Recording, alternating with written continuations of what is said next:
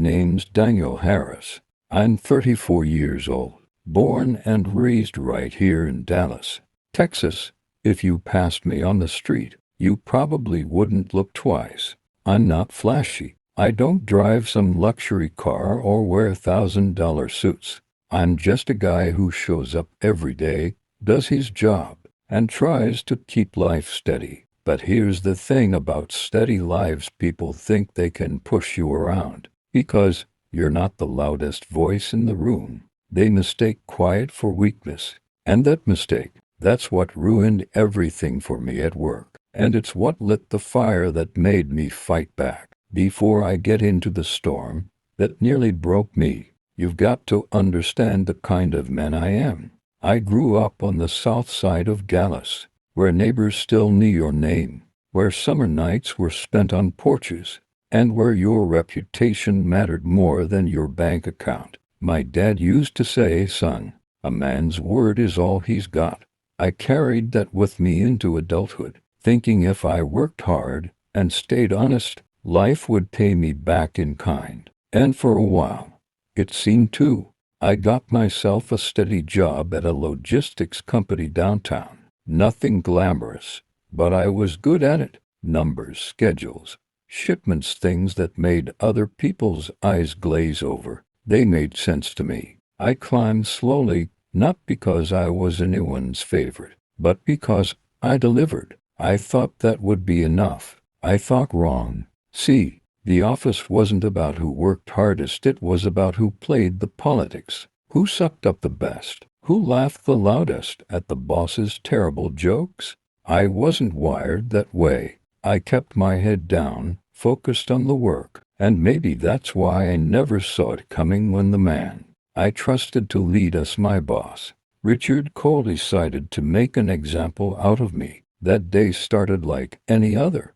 Coffee, emails, the low hum of printers in the background. I had no idea the humiliation waiting for me in that conference room. I had no idea my loyalty was about to be turned into a weapon against me.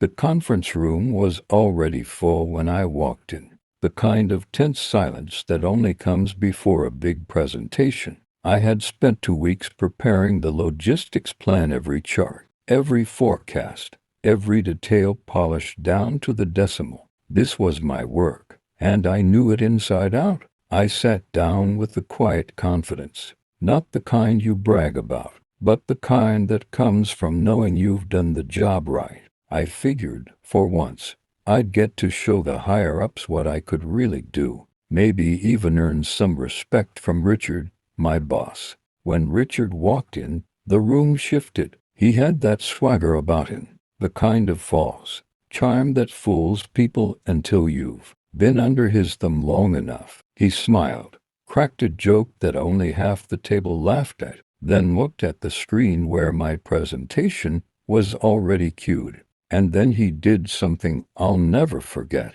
Instead of handing it over to me, he cleared his throat and said, "Ladies and gentlemen, I've been working on a new strategy to streamline our shipping routes. It's innovative, efficient, and it's going to put us ahead of the competition." He clicked the remote. My slides filled the screen. Every bullet point, every graph, every late-night calculation, it was all mine. And there he was, standing in front of everyone, claiming it as his own. My stomach dropped. At first I thought it was a mistake, that he'd introduce me in a second. But as he spoke, he wove my words into his pitch like they'd been his all along. And then came the knife twist. When one of the directors asked a question about a tricky routing issue, Richard turned to me and said, loud enough for the whole room to hear, "Daniel, why don't you explain, since you've been assisting me with the grunt work?" The room chuckled. A few people smirked. My face burned hot, but I forced myself to answer calmly, even though every word tasted bitter. He wasn't just stealing my work, he was making me small, turning me into his errand boy in front of the very people who decided careers. When the meeting ended, applause broke out for Richard. Not one pair of hands clapped for me. As we filed out, He slapped me on the back and said, "Good job, kid. You make me look good." That's when something inside me cracked. It wasn't just the theft. It was the way he looked at me, like I was furniture, replaceable, invisible.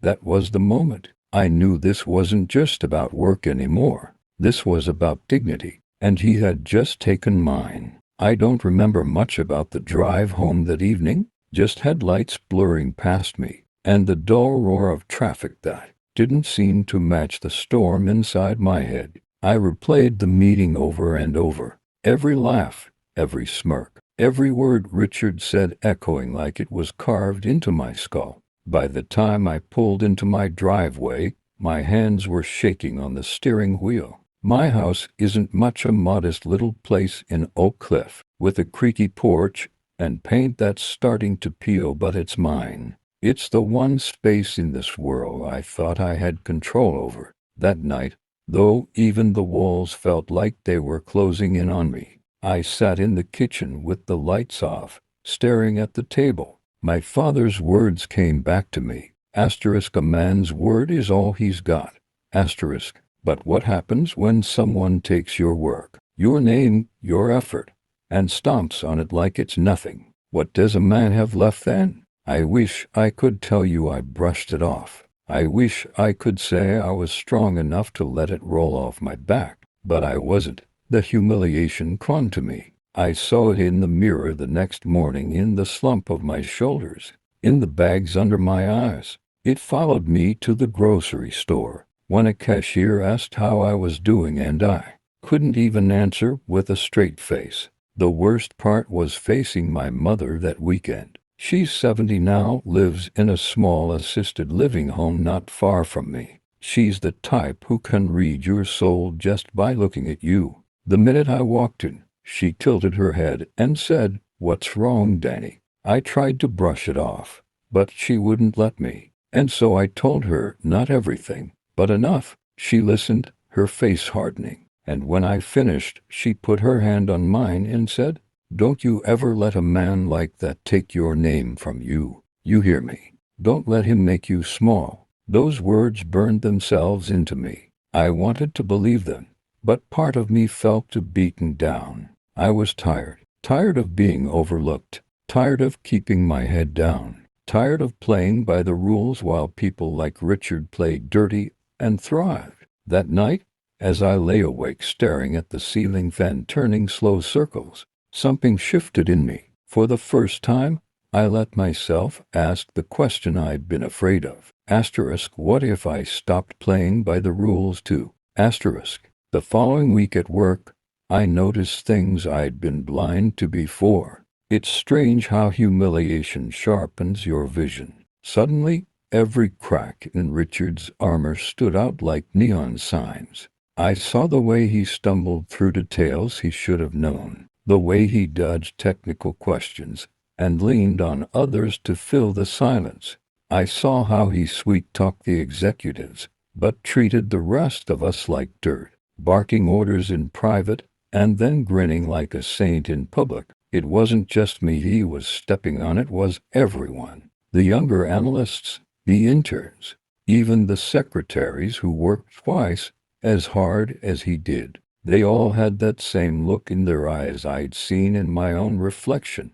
Beaten down, resigned. But here's the thing about shared pain, it builds quiet alliances. One afternoon, while I was grabbing coffee in the break room, one of the analysts, a sharp kid named Julia, muttered under her breath, "If I have to hear Richard take credit for one more thing, I swear I'll scream." I looked at her, really looked at her, and I saw at the same bitterness I carried. I didn't say much then, just a nod, but in that moment I realized I wasn't alone. Over the next few days, I started listening more, watching closer. Richard wasn't as untouchable as I'd thought. He had a temper, sure, but he also had habits. He cut corners. He took shortcuts. And worse, he trusted that no one would ever question him. That's when the thought stopped being just a thought. What if I stopped playing by the rules? What if instead of swallowing the humiliation, I used it? What if I watched, waited, and turned Richard's own arrogance into the knife that would cut him down? The idea terrified me. I wasn't some mastermind. I was just a guy who showed up, did his job, and tried to keep his life steady. But humiliation does something to a man. It rewrites his limits. I didn't know exactly how yet, but I knew this. Richard Cole had stolen my work, my pride, and my dignity in front of everyone. One day soon, I was going to take something from him, and when I did, it wouldn't just hurt, it would end him. I started small, the way you do when you're learning to walk again after a hard fall. Nothing dramatic, no midnight break-ins or dramatic confrontations, just a lot of quiet, intentional work. I made a list, not a revenge fantasy list, but a practical one. People to talk to, files to check, patterns to watch. It felt ridiculous at first, like prepping a spreadsheet for my own dignity. But dignity needs a ledger sometimes. My first move was to stop being invisible. I began to be present in places where Richard liked to perform. The weekly leadership huddle, the Thursday project reviews. I showed up early, stayed late, and somewhere in that extra time, I began to collect more than overtime hours. I collected context. I watched how Richard handled vendor calls, how he filed expense reports, whom he favored in meeting minutes. Small things that add up when someone's trying to hide a habit. I also started talking, not loudly, not with accusations, but quietly, over coffee, in hallways, where people are more honest. Julia became my unofficial lie sharp, quick, someone who'd seen enough office theater to know a puppet show when she saw one. Then came Marcus from operations, who'd been overlooked for a promotion. Richard promised any day now. There was Carmen in accounting, who rolled her eyes at Richard's expense reports like they were a bad joke. None of them wanted to start a war. They just wanted fairness. That was enough. Together, we made a plan that felt almost cowardly in its restraint. Document, verify, and wait. If Richard had been stealing credit, cutting corners, or falsifying numbers, there would be a trail, a messy, human trail of email threads, timestamps, expense slips, and call logs. It wouldn't be hard to find. People who cheat are always in a hurry. They don't slow down to cover the footprints. They're sloppy because arrogance makes people lazy. 2 nights a week, I sat at my kitchen table with my laptop balanced on a stack of unpaid bills. The hum of the refrigerator, the only soundtrack. I dug into old project folders, matched timestamps, compared drafts. I found drafts of my own reports, saved in obscure shared folders that Richard had, uploaded as finalized by leadership. I found emails where he'd asked a junior analyst to clean up numbers before sending them up the chain. I found expense claims with restaurant receipts that had nothing to do with client dinners, lunches with vendors that looked suspiciously like bribes. Each little discovery was a pinprick of truth, and with every pinprick the balloon of his reputation deflated a little. There were setbacks, of course. One Friday, thinking I'd found a smoking gun, I marched to HR with the folder in my hand and my chest full of righteous heat, only to be brushed off with a polite nod and a promise to look into it. They needed paperwork, a formal complaint, proof beyond intuition. I walked back to my car feeling the old humiliation stir up like an old bruise. But that bruise hardened into resolve. HR's polite inertia wasn't a wall, it was a gate that required the right key. So, we kept digging. Marcus reached out to a former vendor who'd been stiffed, and she handed him a stack of unpaid invoices with notes, scrawled in the margins, dates, names, excuses that never matched. Carmen quietly pulled accounting records. Julia found an archive chat thread where Richard took credit for someone else's optimization idea. Piece by piece, the narrative shifted from he's just charming to he's been running a small con. I won't lie, there were nights where the weight of it all felt heavy. I'd sit on the porch, the summer humidity thick as soup, and watch traffic crawl past while my phone buzzed with another message.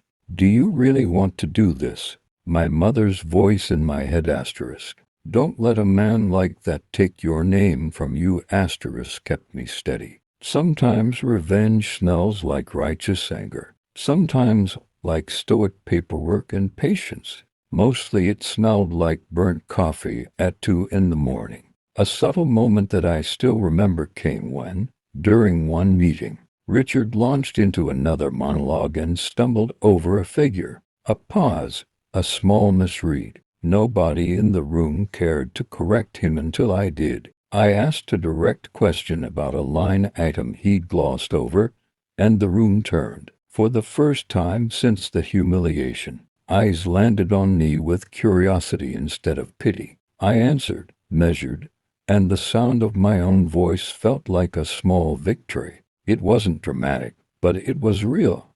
I was reclaiming my space. That night, as I added another file to the folder, we were building a spreadsheet named simply *evidence*. I felt a quiet satisfaction, not glee, not revenge's sharp thrill, just the deep, human relief of a man who decided to fight back the only way he knew how, with work, with patience, and with proof that couldn't be laughed. The folder on my laptop grew heavier by the week, not just in size, but in weight, the kind of weight you feel in your chest. Knowing what you're holding could burn down a man's entire career. But the strangest part was how normal life went on around it. I'd wake up, shave, drive to the office, nod at Richard like nothing had changed. He still smirked at me, still barked orders, still strutted around like the company owed him its loyalty. If he noticed the way I watch him closer now, he didn't let on. It was like playing two lives at once. By day, I was Daniel Harris, the quiet workhorse who kept spreadsheets neat and shipments on time. By night, I was something else, an archivist of Richard's sins, cataloging his arrogance line by line. But the more evidence we gathered, the more I realized this wasn't going to be simple. Taking him down meant risk. It meant sticking my own neck out in front of the very people who'd ignored me when I first tried. And that thought gnawed at me. What if they brushed me off again? What if Richard spun it around and made me look like a bitter employee trying to climb overhead? Those doubts got louder when I talked to my mom. I visited her one Sunday afternoon, brought her peach cobbler from her favorite diner. We sat out on the patio of her assisted living home, the Texas sun beating down, the cicadas buzzing loud in the trees. She asked about work, and I hesitated. I wanted to protect her from the mess, but she could see it on my face. "You've got that storm look again," she said, "like your daddy when he had to fire a man he knew was stealing." I told her a little, enough to ease the pressure on my chest. She listened, slow and steady, the way only a mother can. Then she leaned forward and said, "Danny, revenge is like fire. It'll keep you warm if you tend it right, but if you let it, it'll burn your house down too."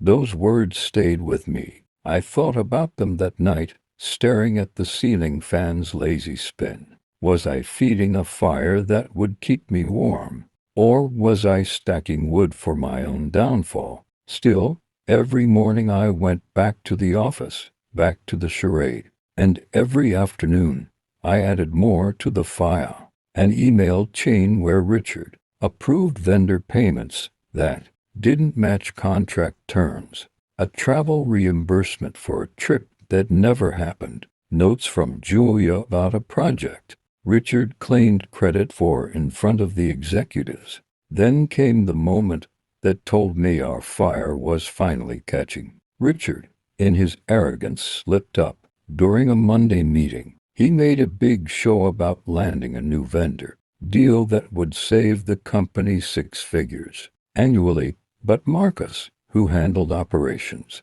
recognized the vendor's name. He pulled me aside later and whispered, "That vendor was blacklisted last year. Failed compliance. How the hell is Richard signing them back on?" We dug, and what we found was uglier than I'd expected. Shady contracts, inflated numbers, and evidence Richard was funneling kickbacks through bogus consulting fees. It wasn't just arrogance anymore. It was fraud. That night, as I sat at my kitchen table with the evidence spread out before me, I realized something. This wasn't just about me anymore. Richard hadn't only humiliated me, he'd been cheating everyone. The company, the staff, the people whose jobs depended on honest numbers. For the first time, I felt the fear fade, because this wasn't just revenge now. This was justice. I was 35 when the bottom finally dropped out. But if I'm being honest, the cracks had been there for years. I just ignored them, thinking loyalty and hard work could cover them up. My wife, Emily, was distant for a long time. I chalked it up to stress, bills, raising kids. I thought maybe I wasn't giving her enough attention. So I bent over backwards trying to fix things, cooking dinner after work, surprising her with flowers, taking her on dates we couldn't really afford. She smiled, said she loved me, but something in her eyes was gone. At work, things weren't much better. My boss, Mark, was one of those corporate snakes in a suit, always smiling, always team player talk. But he loved nothing more than stepping on people. He saw me as competition, though I never even tried to outshine him. I just wanted to do my job well and provide for my family. Still, he had it out for me. I caught him taking credit for my projects more than once. I'd stay late, put in the hours, and somehow by Monday, the email to upper management had his name stamped on my work. And then there was my so-called best friend, Tyler. We'd been close since high school. The guy who stood by me at my wedding, who called me brother. He was around so much he was practically family. We grilled on weekends, watched football, our kids even played together. If anyone had asked me back then who I trusted most, his name would have come right after Emily's. But trust is a dangerous thing when it's in the wrong hands. Because the 3 people I gave my heart to, Emily, Mark, and Tyler, they'd already set the stage for the biggest betrayal of my life. I just hadn't seen it yet. The day it all came crashing down started like any other. It was a Thursday, and I remember because I had a big presentation at work. I was nervous, but I knew I had nailed the prep. I got in early, made sure the slides were perfect, coffee in hand, tie straight. But when the meeting started, Mark walked in with that smug grin plastered on his face and started presenting my work like it was his. Every graph, every analysis, every damn word on that screen was mine. And he didn't even blink. He was smooth, confident, and everyone in that room thought he was brilliant. My stomach twisted into knots. I wanted to speak up, but I froze. If I called him out without proof, I'd look bitter, desperate. So I just sat there, clenching my fists under the table. That evening, I came home late. Emily wasn't around, which wasn't unusual anymore. She claimed book club nights, though she never brought home a book. I shrugged it off, kissed the kids goodnight, and poured myself a drink. Tyler texted me, "Want to hang out? Beer at your place, asterisk." Something about it felt off. Normally, he'd just come over uninvited, no warning. I typed back, "Not tonight, man. Rough day." He replied quick, "No worries. Catch you later."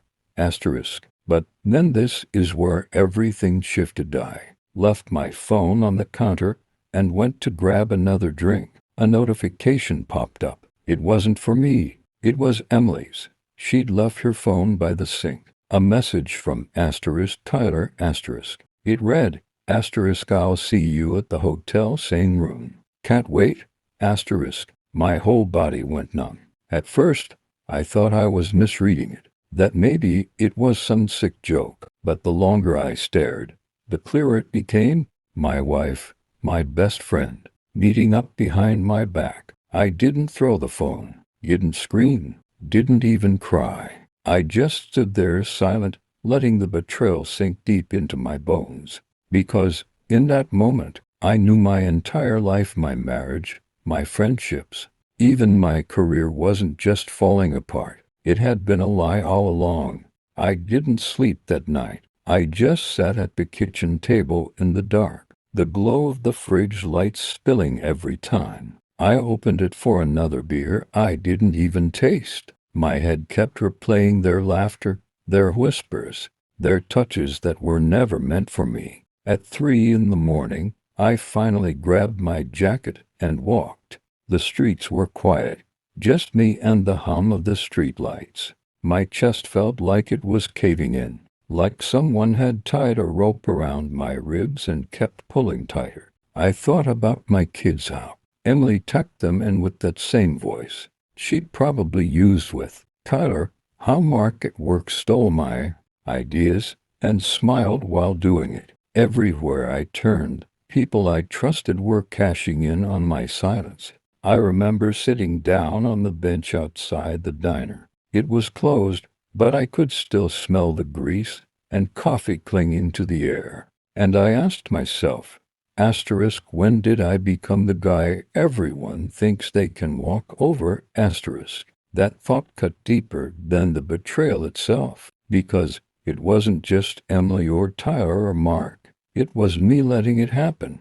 I'd been playing the role of the dependable husband, the loyal friend, the quiet employee, and all it got me was heartbreak and humiliation. That's when the anger came. Not the kind you shout with, but the kind that burns slow, steady, dangerous. I knew I couldn't just explode. I had to be patient. If they were going to take everything from me, I was going to take it back piece by piece.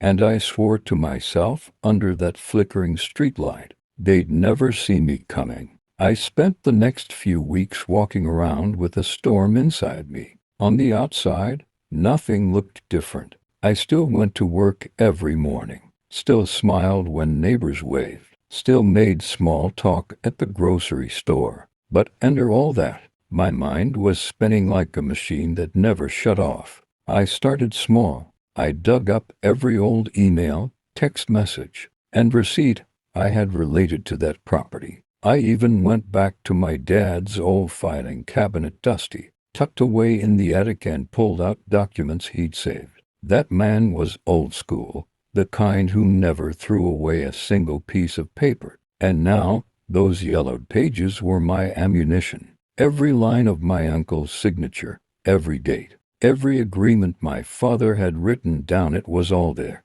I didn't stop at paperwork. I watched him, too, not in a creepy, binoculars through the window way, but I paid attention. Who he met, how often he went to the lawyer's office, when he was home, and when he wasn't. You'd be surprised how predictable someone becomes when you finally decide to pay attention. Patterns started forming, and I tucked them away like puzzle pieces. At night, I'd sit at my kitchen table with a cup of cold coffee and jot down notes in a little notebook I bought at Walmart. One page said, "Gather proof," another said, "Build allies," and another written in all caps said, "Make him slip." I knew I couldn't just accuse him outright. People see family disputes as messy and dramatic. I needed to show everyone exactly who he was. No wiggle room left for excuses. The hardest part wasn't the planning, it was the waiting.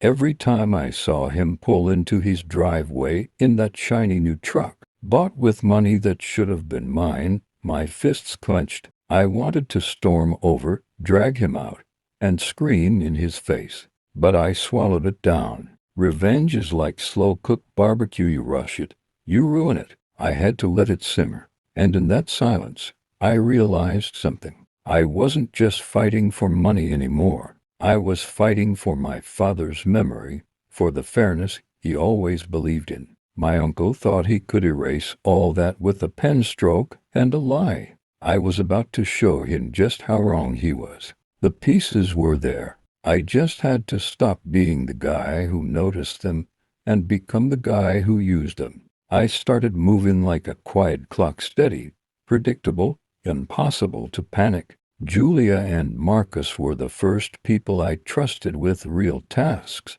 Julia had the kind of memory that remembers every draft, every stray attachment. Marcus had access to vendor histories and the muscle to make small, legitimate requests without raising alarms. Carmen in accounting was cautious but loyal. Once she saw numbers that didn't add up, she agreed to quietly pull archived invoices and scanned receipts for the months Richard had been restructuring. None of it was glamorous.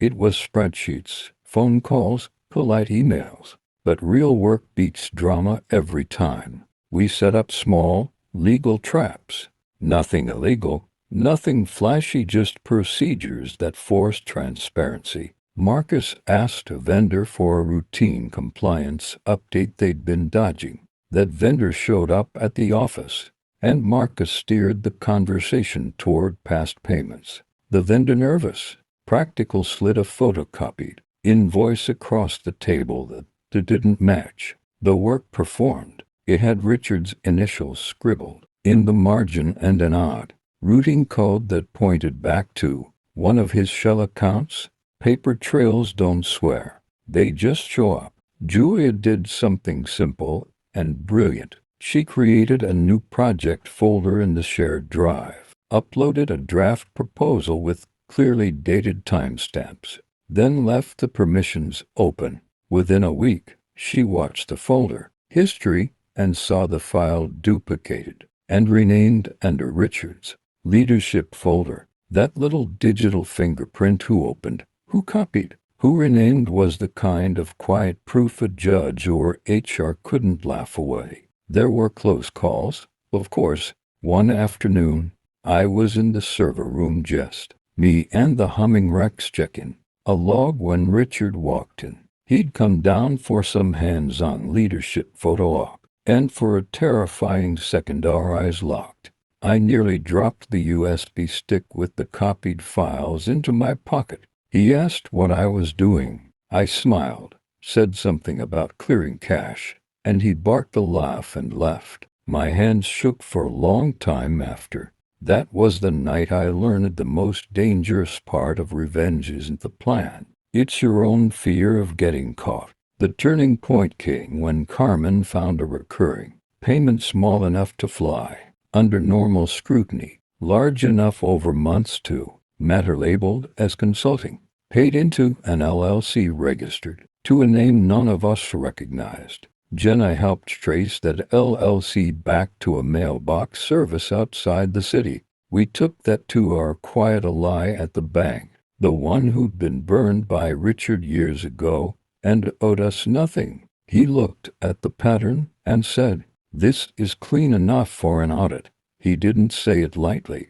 Lee. So we escalated carefully. We bundled the invoices, the copied drafts, the vendor statement, the bank nod. I wrote a concise summary, no emotion, just facts and dates, and sent it to HR with a request for a formal review. At the same time, Marcus submitted a compliance inquiry to procurement, flagged for irregular vendor relationships. It wasn't dramatic. It was procedural. It forced people higher up to open files they couldn't ignore. Meanwhile, I tended to the other wound, dumbly and tighter, because the betrayal at home was a separate fire that needed different tools.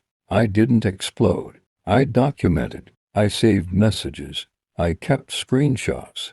And I never acted on them in the heat of the moment. The goal was the same: evidence before anger. The hardest part was the waiting. Every time Richard laughed too loud in the break room, I felt the knot tighten in my gut. But patience was working for me. The small, steady steps we took, files copied, vendors talking, bank eyes watching, were turning suspicion into proof. And proof, not rage, is the thing that breaks men like Richard.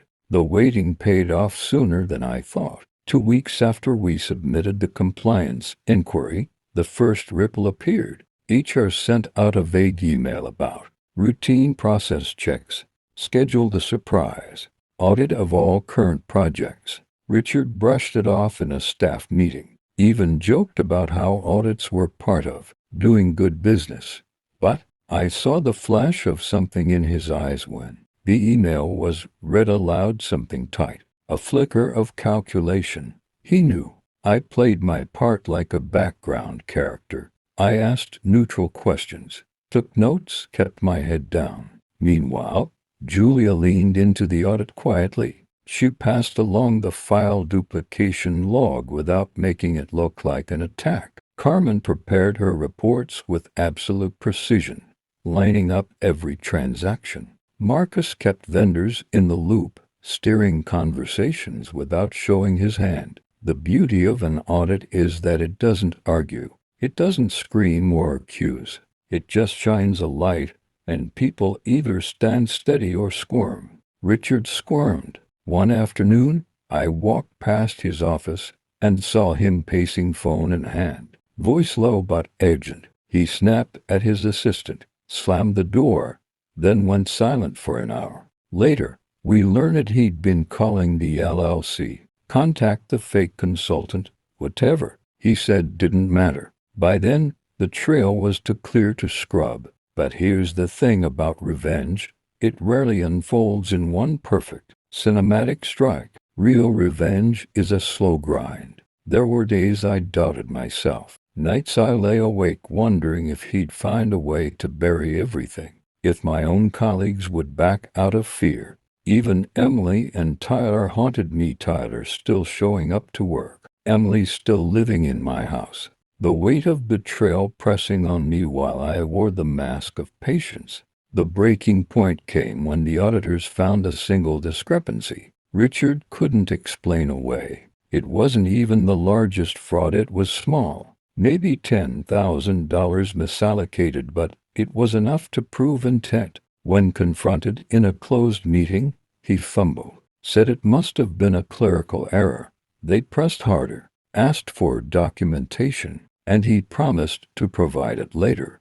Later never came. I got the call that night from Carmen.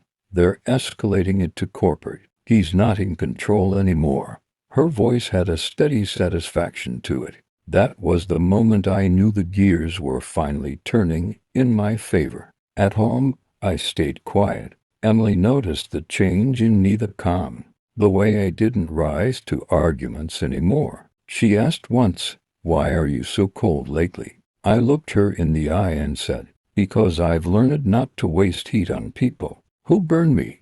She didn't press after that. The storm wasn't over, but the sky had cracked open. Richard had built his fortress on paper, and now that paper was on fire, I just had to keep feeding the flames until nothing was left but ash. The day it all came crashing down didn't look special at first. The sky was gray, the office coffee tasted burnt, and everyone carried on like it was just another Tuesday. But I could feel it, the hum of something bigger in the air, like the pressure before a storm. Richard was called into a meeting with corporate, HR, and the auditors. He strutted down the hall, trying to look calm, but his jaw was tight, his eyes darting. I sat at my desk, pretending to scroll through emails, while the people around me whispered. 30 minutes later, the whispers turned into silence when security walked him out. No jacket, no briefcase, no goodbyes, just his red face and a box of what little he was allowed to carry. Some people gasped, others smirked. I just sat there steady, watching him disappear. Months of planning, nights of doubt, all of it led to this single walk of shame. He tried to catch my eyes on the way out, but I didn't give him the satisfaction. At home, the other betrayal waited for its turn. Emily thought she had me figured out, thought I'd never notice, thought I'd stay weak and wounded. Tyler, smug as ever, kept showing up to work like nothing was wrong. But I'd been patient. I'd saved every message, every late-night call, every trace of what they thought they hid. One evening, I set the folder down on the kitchen table. Screenshots, printouts, all the 10 told Emily I knew. She froze, then stammered, then tried to twist it into my fault. But I wasn't angry anymore. I was done. You've already lost me, I said, calm as ice. All that's left is the paperwork. The divorce was clean, efficient. Tyler's reputation at work collapsed once the truth spread. Nobody trusted him. Nobody wanted to stand beside him. People can forgive a lot, but they don't forgive a man who betrays his own. He left within months, and Emily faded out of my life like a bad dream that finally lifted. Standing in the quiet of my own house again, I felt something I hadn't in years: peace. Revenge isn't fireworks and grand speeches. It's not cinematic justice. It's steady, patient truth finally breaking through lies. My uncle lost the empire he built on theft. Emily and Tyler lost me, and with me, the respect of everyone around them. And me, I found myself again. I wasn't the broken, betrayed man anymore. I was the man who endured, who fought smart, who stood up without shouting. If there's one thing I learned, it's this: betrayal cuts deep, but patience cuts deeper. And when you wait long enough, the people who wrong you always dig their own graves. All you have to do is hand them the shovel.